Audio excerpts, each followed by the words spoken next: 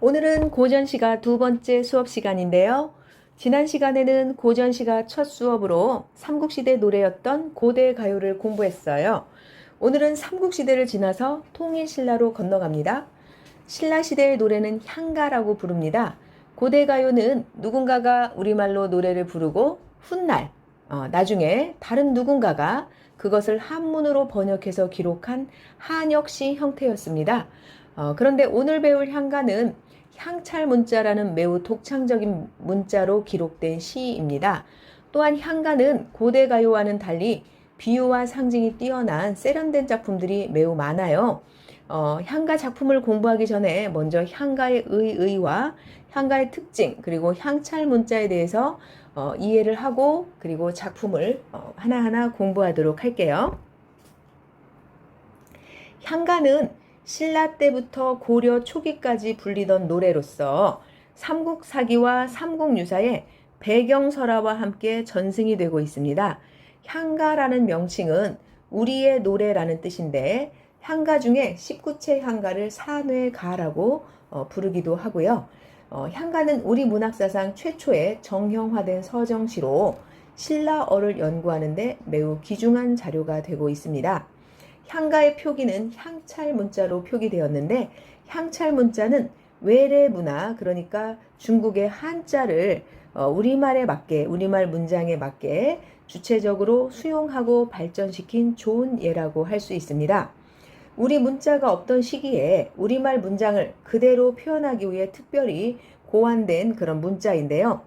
이때 한자의 음과 훈 둘 다 이용했는데 실질 형태소에 해당하는 부분은 한자에 훈을 빌려 써서 훈차를 했다라고 하고요.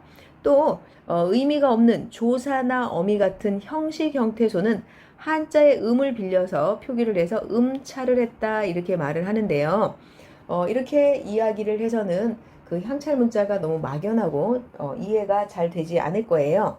그래서 향찰 문자를 좀 더 자세히 이해하기 위해서 향찰 문자 하나를 예를 들어 보도록 하겠습니다. 예를 들어서 우리말 문장 나는 집에 간다 라는 문장을 향찰 문자로 표기를 하고 싶다. 그런데 여기 나는 집에 간다 라는 문장에서 실질 형태소에 해당하는 부분은 나와 집과 가다 할 때 가가 되겠죠. 그런데 이 향찰 문자를 한문과 비교해서 설명을 한다고 하면 한문으로 나는 집에 간다 라는 문장을 기록하려고 하면 한자는 뜻글자니까 나 오자 갈 것자 집가자를 써놓고 이것을 오거가라고 읽고요. 그리고 의미는 나는 집에 간다 이렇게 해석을 하겠죠. 그런데 여기에서 문제점이 이 한문으로는 조사와 어미 같은 것을 표현하지 못하니까 여기서 나가 주어라는 얘긴지 목적어라는 얘긴지 부사어라는 얘긴지 또 가다라는 동사가 지금 간다는 건지 앞으로 갈 거라는 건지 이미 갔다는 건지 이렇게 현재 과거 미래에 이런 시제를 나타낼 수도 없는 그런 상황이다 보니까 이 향찰 문자는 요 우리말의 그런 조사와 어미에 해당하는 부분까지 완벽하게 기록할 수 있도록 고안해낸 그런 문자인데요. 예를 들어서 밑에 나와 있는 것처럼 나는 집에 간다라는 문자를 나오 수물은 집가 어조사의 갈 거 수물은 마늘 따 이렇게 적어놓고 이것을 오은 가의 거은 다라고 읽지 않고 나는 집에 간다 이렇게 실질 형태소는 한자의 훈을 형식 형태소는 한자의 음을 이용해서 우리말의 조사와 어미까지 완벽하게 표현한 그런 문자였다고 할 수 있습니다. 향찰 문자를 쓰려면 한문을 알아야 되니까 향가의 작가는 당시에 지식인이라고 할 수 있는 주로 승려들이나 아니면 화랑 등의 귀족 계층이 중심을 이루고 있습니다. 향가의 형식을 보도록 할게요. 향가의 형식에는 세 가지가 있는데요. 사구체, 팔구체, 십구체 이렇게 세 가지 형태가 있어요. 사구체는 향가의 초기 형태로서 민요나 동요가 정착된 것으로 보이고요. 그 다음에 팔구체 향가는 사구체에서 십구체로 발전해가는 과도기적 형태라고 할 수 있습니다. 십구체 향가는 가장 정제되고 세련된 형태를 가지고 있는데 442의 3단 구성을 취한다. 그런데 이거는 4행, 4행, 2행의 총 10행의 3단 구성을 취하고 있고요. 요 마지막 낙구는 감탄사로 시작한다라는 그런 특징을 가지고 있습니다. 이런 자세한 형식적인 것들은 작품을 구체적으로 공부하면서 다시 살펴보도록 할게요. 그럼 작품으로 들어가도록 하겠습니다.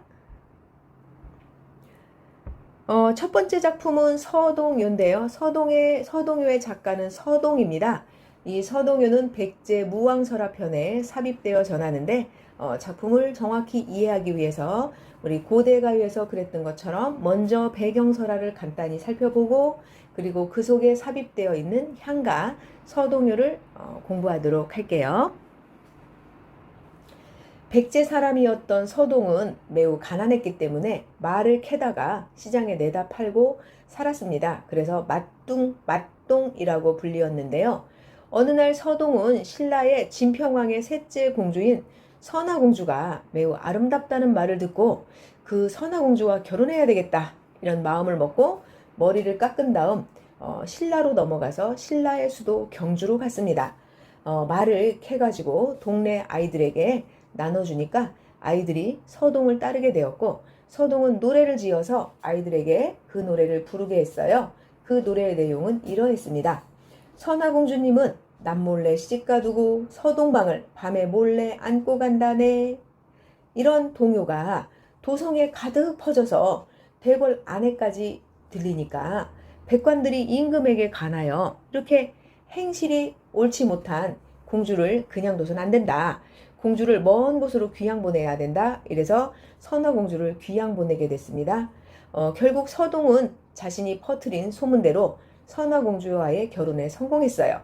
선화공주는 쫓겨날 때 어머니에게서 받아온 금을 떼어서 그럭저럭 생계를 유지했는데 이것을 안 서동은 자신이 말을 캐는 곳에 금덩어리가 산더미처럼 많이 있다고 했고 결국에는 그 금을 캐다가 진평왕에게 인정을 받게 됐고 그리고 나중에 서동은 백제 무왕이 되었고 결국에 그 선화공주와 함께 미륵사라는 절을 창건했다고 합니다. 그러면 노래를 살펴보도록 할게요. 사부채향가니까 매우 간단합니다. 선화공주님은 남그즈지 하면은 이때는 남몰래 얼어두고 얼다 그러면 결혼하다 이런 말이니까 여기서는 남몰래 시집가 두고 맛동방은 서동인데요. 맛동방을 밤에 몰래 안고 간다네 이러한 노래였어요. 그런데 여기에서 여기 몰래 요 부분에 대해서 이 향가를 해석한 양주동과 김한진의 해석이 다른데요. 이걸 잠깐 자세히 구체적으로 보도록 할게요. 여기 그대로 이제 갖다 놓고 밤야 어조사의 토끼묘 새을 이렇게 되어 있는데 양주동의 해석에 의하면 밤에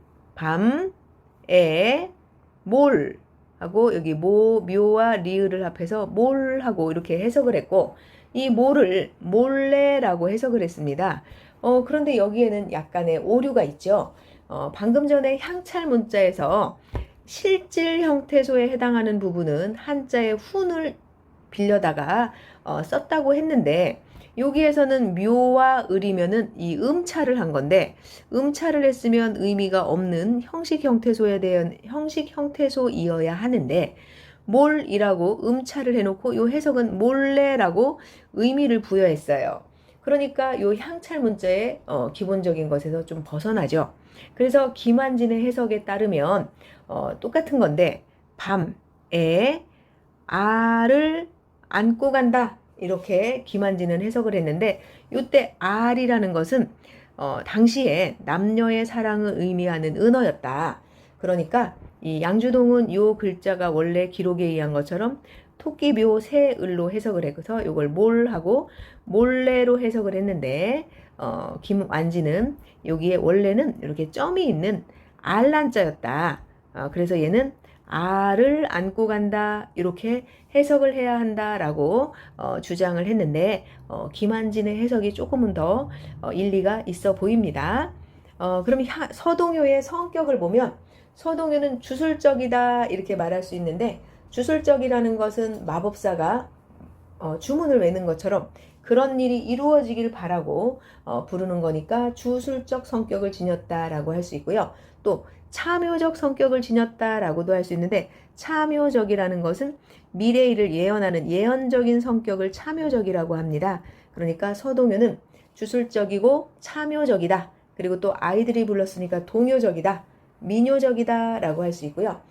서동요의 주제는 표면적인 주제는 노래에 의하면 서동에 대한 선화 공주의 사랑이다 라고 노래 가사에는 그렇지만 설화의 내용을 바탕으로 생각해 보면 이면적인 주제는 선화 공주에 대한 서동의 사랑이다 라고 할 수가 있겠습니다. 그러면 다음 두 번째 작품 팔구체 향가를 보도록 할게요.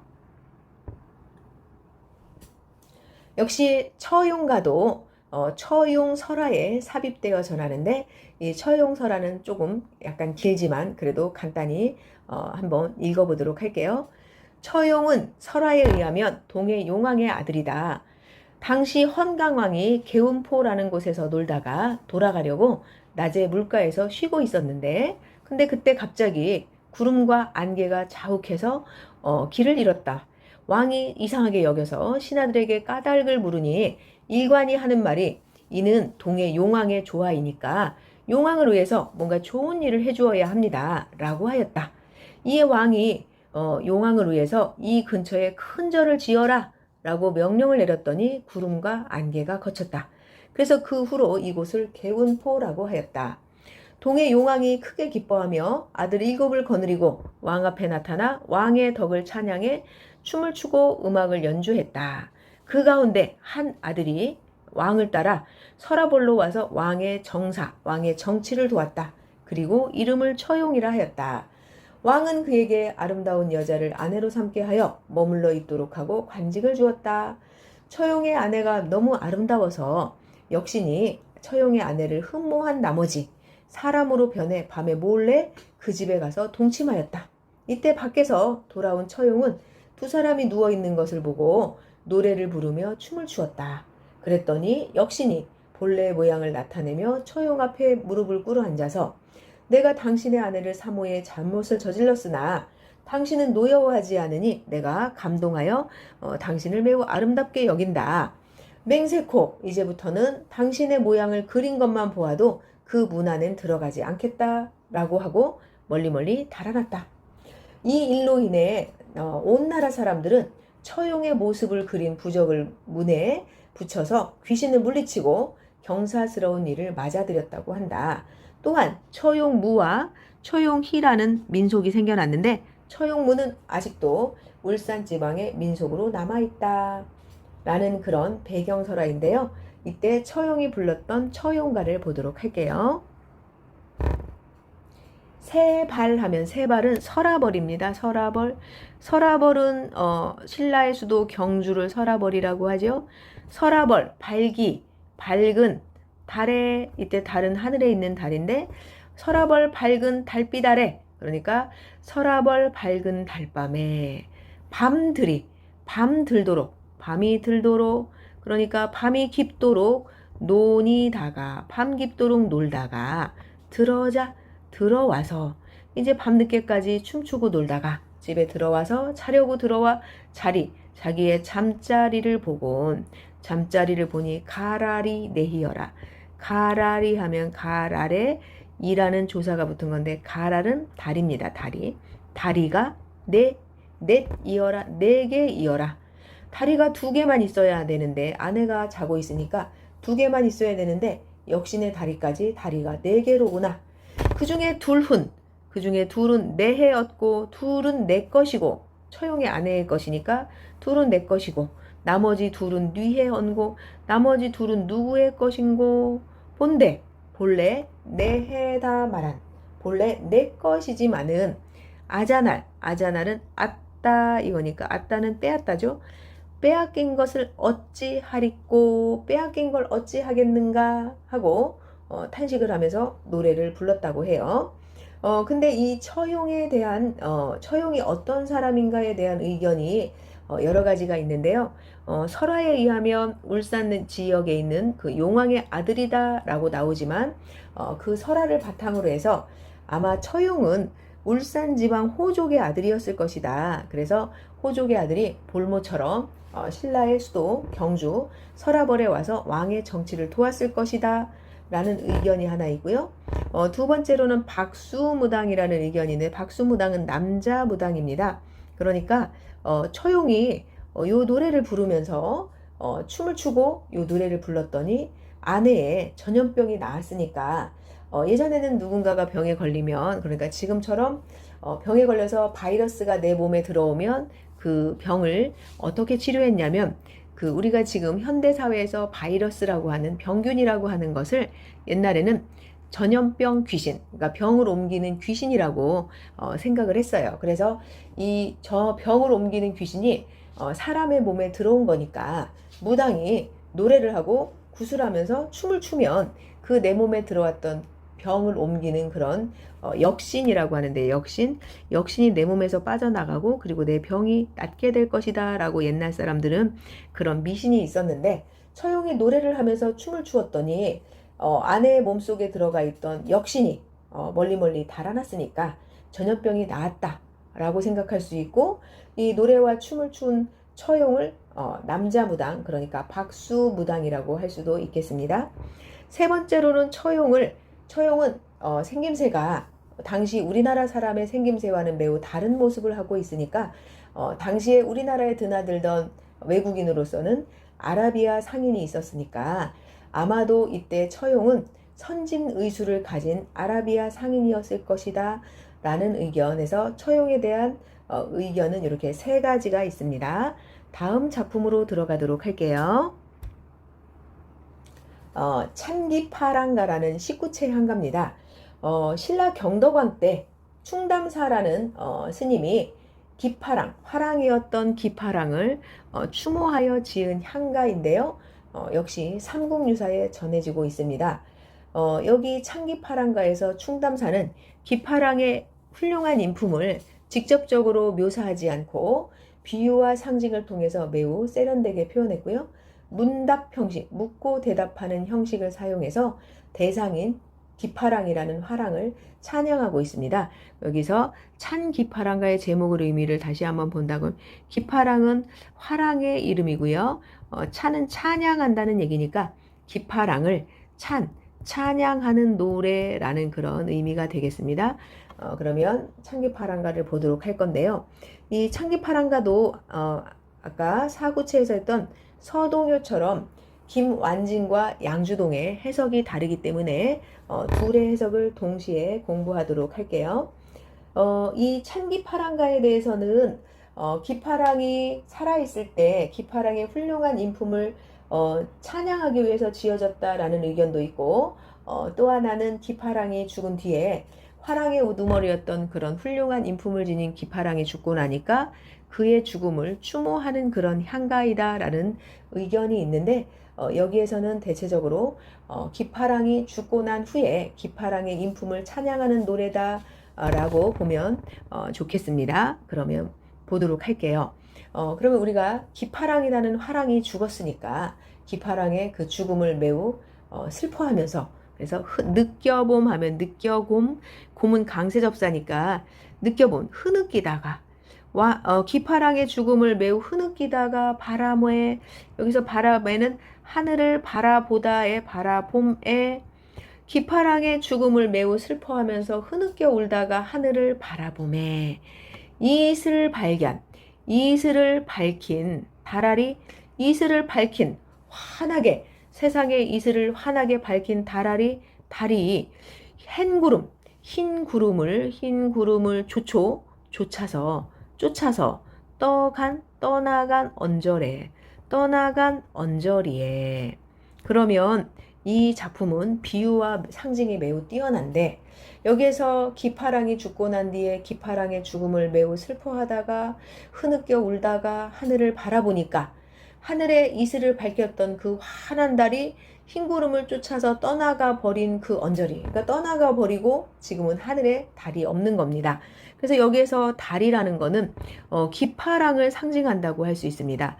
우리 달 하면 달은 환하고 밝은 그런 존재니까 우리 기파랑도 남들의 그런 우러름을 받고 남들에게 환한 그런 앞길을 인도하고 안내했던 그런 훌륭한 인품을 가졌던 기파랑이 흰 구름을 쫓아 떠갔다 라니까 기파랑이 떠나간 거니까 기파랑이 죽었다 라는 그런 의미가 되겠죠. 몰은 모래입니다. 모래가 가른 물서리여의 물가에 그러니까 여기 모래가 가른 물가라는 거는 이 냇물이나 강물이 흘러가고 그 양쪽으로 모래벌판이 이렇게 펼쳐져 있는 그런 물가에 모래벌판이 펼쳐져 있고 거기에는 풀과 나무가 이렇게 우거진 수풀이 우거져 있겠죠. 그래서 모래가 가른 물가에 기랑은 기파랑인데요. 기파랑의 즈지올시 이건데 즈은 모습 모양입니까? 모래가 가른 물가에 기파랑의 즈지올시 기파랑의 모습이 있는 수풀이야. 그래서 이렇게 파랗게 우거진 깨끗한 물가에 있는 파란 풀, 이것은 기파랑의 맑고 깨끗한 그런 존재를 상징한다고 볼 수가 있겠습니다. 일오나릿, 일오는 고유명사입니다. 고유명사. 그러니까 1호는 시냇물 이름입니다. 시냇물. 만약에 한강 시냇물이라면 한강나리 이런 거니까 1호 나릿하면 1호라는 이름의 나릿, 내가죠. 1호라는 내가에 제벽, 자갈이 있는 자갈벌에서 1호라는 이름의 내가에 자갈벌에서 낭이여, 이때 낭은 기파랑이죠. 기파랑이 디니 더시온 지니시던 마잠의 마음의 갓 끝을 존나라죠. 마음의 끝을 쫓고 있구나. 그러니까 1호라는 이름의 내가에 그 자갈벌에서 낭이 지니고 있던 마음의 그 끝을 쫓고 있구나. 그러니까 우리가 기파랑의 마음을 쫓는다라는 건 기파랑의 훌륭한 인품을 본받는다, 기억한다, 추모한다 이런 거니까 여기 1호라는 내가의 그 맑고 깨끗한 데서 기파랑의 그런 맑고 깨끗한 마음을 내가 쫓고 있구나 이렇게 해석을 하면 되겠고요. 아야 감탄사고요.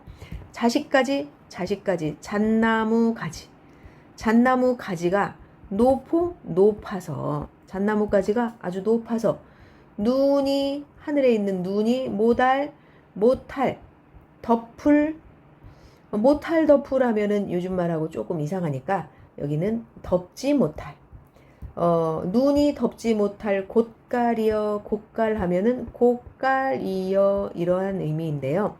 먼저 곳갈이라는 시어를 먼저 보면 곳갈은 옛날에 화랑들이 머리에 썼던 것이 조선시대와는 달리 약간 이렇게 꽃갈 모양의 이런 이 두건을 썼으니까 이 곳갈이라는 거는 이러한 벼슬아치들이나 높은 직책에 있는 사람들만 썼으니까 이 기파랑이 화랑의 우두머리였으니까 여기서 곳갈은 기파랑을 의미하고요. 잣나무가지가 높아서 눈이 덮지 못할 곳갈이여 그랬는데 여기서 눈이 덮지 못한다는 거는 눈이 실제로 덮지 못한다는 의미이기보다는 우리 예전 고전시에서는 이 잣나무가에 눈이 내려도 잣나무가 푸른빛을 잃지 않으니까 여기서 잣가지는 기파랑에 변치 않는 어떠한 시련이나 위험에도 변하지 않는 어떤 절개 또는 지조 이거를 가진 존재였다 라는 의미가 되겠습니다. 그래서 요 김완진의 해석에서는 다시 한번 정리해서 해석을 해서 읽어본다고 하면 흐느끼다가 하늘을 바라보니까 이슬을 밝혔던 그런 환한 달이 기파랑처럼 훌륭한 그런 환한 존재였던 달이 흰 구름을 쫓아서 떠나가 버린 언저리에 마치 기파랑이 우리 곁을 떠난 것처럼 달도 떠나가 버린 그 언저리에 모래가 가른 물가에서 기파랑의 모습이 있는 수풀이구나. 이로라는 냇가의 자갈벌에서 낭이 지니시던 마음의 끝을 내가 쫓고 있구나. 아, 잣나무가지가 높아서 눈이 내려도 변하지 않을 우리 화랑의 우두머리였던 기파랑이여 라고 찬양한 노래가 되겠고요. 다음은 양주동의 해석을 보도록 할게요. 열침에, 열침에는 열어 젖힘에 이런 말인데 이때 열어 젖힌다는 건 뭐냐면 구름을 열어 젖힌다는 거니까 구름을 내가 열어 젖힐 수는 없고 구름이 이제 바람에 흩어짐에 이렇게 해석을 하면 좋겠습니다. 바람이 부니까 바람에 구름이 흩어짐에 나토얀 나타난 달이 흰 구름을 쫓아서 떠가난 안디야 흰 구름을 쫓아서 떠가는 것이 아닌가 여기에서 김한진과의 해석이 매우 다릅니다. 김한진의 해석에서는 달이 흰 구름을 쫓아서 이미 떠나가 버리고 난 그 후라는 것으로 해석을 했는데 양주동의 해석에 의하면 구름이 흩어지면서 구름 사이로 나타난 달이 흰 구름을 쫓아서 떠가는 것이 아닌가. 그러니까 자신이 바라보고 있는 시야에 달이 보이고 있는 거고요. 여기에서 양주동의 해석에서는 이 달은 기파랑을 비유하는 시어는 아닙니다. 새파란 나리여해 하면 새파란 냇물에 기랑의 기랑의 쯧은 모습이라 그랬죠. 기랑의 모습이 이슈라 있구나. 그래서 여기에서 첫 번째로 여기 새파란 냇물이라는 거는 기파랑을 비유한 첫 번째 시어가 되는데 기파랑이 맑고 깨끗한 냇물처럼 맑고 깨끗한 인품을 가졌다라는 그런 비유가 되겠어요. 그래서 새파란 냇물에 기파랑의 모습이 있는 모습이 있구나. 이로부터 나리는 날이 냇가의 제벽 이때 제벽은 조약돌로 해석을 해야 하는데요. 이로부터 냇가의 조약돌에서 낭 기파랑이 디니다시온 기파랑이 지니시던 마음의 끝을 쫓고 있구나. 그럼 여기에서 또 이 조약돌이라는 거는 동글동글하고 단단한 그런 조약돌은 기파랑을 비유한 두 번째 시어가 되겠는데요. 그러니까 기파랑이 매우 원만한 성품, 또 기파랑이 조약돌처럼 매우 단단하고 강직한 성품을 가졌다라는 그런 비유가 되겠습니다. 그런 원만하고 강직했던 그런 기파랑의 마음의 끝을 내가 쫓고 있구나. 잣나무 가지가 높아서 서리가 못 내릴 서리가 내리지 못할 화반이여. 이때 화반하면 화랑의 우두머리여. 그래서 여기 세 번째로는 이 잣나무 가지가 기파랑을 비유한 세 번째 시어가 되겠는데요. 그러니까 기파랑이 잣나무처럼 어떤 시련에도 어떠한 위협에도 변하지 않는 그런 지조를 가졌던 화랑의 우두머리였다라고 찬양하고 있는 해석이 되겠습니다. 그래서 김완진의 해석과 양주동의 해석이 이렇게 다른데 우리가 작품을 살펴보기 전에 19채 향가는 442의 3단 구성이다 라고 했는데 이 찬기파랑가는 그러한 구조에서는 조금 벗어났는데 또 양주동과 김한진의 해석에 따라 또 다른데요. 우선 김한진의 해석을 먼저 보면 흐느끼다가 바라보며 이슬 밝힌 달이 흰구름을 쫓아 떠간 언저리에 그 다음에 모래가 가는 물가에 기파랑에 지지 있는 수풀이야. 이로부터 냇가의 조약돌에 낭이어 지니더신 마음의 끝을 쫓고 있구나. 그래서 그 다음에 자식까지 높아 눈이 덮지 못할 꽃가리여. 그래서 2의 3단 구성을 보여주고 있어요. 그러니까 442는 아니지만 3단 구성이라는 점에서는 공통적이고요. 그리고 마지막 낙구에 감탄사로 시작했다는 그런 19채 향가의 특징을 보여주고 있습니다. 오늘은 이 향가 4구채 서동요, 8구채 처용가, 19채 찬기파랑가 요 세 작품을 공부하는 것으로 끝을 내고요. 다음 주에 이어서 향가 작품을 더 공부하도록 하겠습니다.